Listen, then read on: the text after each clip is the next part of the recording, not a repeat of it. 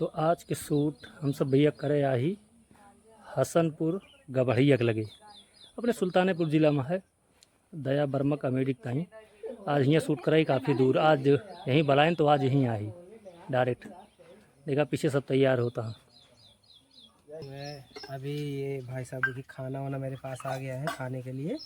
मैं सीन में खाने वाला हूँ खाना, दाल चावल। वो हमारा मोबाइल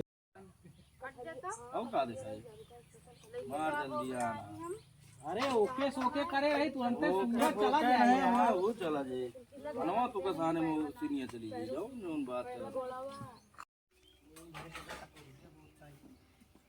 अरे ठीक है गिलासवा। Hasanpur Gabadiya aunty and uncle. पीछे दोहरी बोल है। अबे काम कर कहिए तो इनके नानी माई सब याद आ जाती। ये लड़के वाला था तो रे साहब मगर का जाओ सबका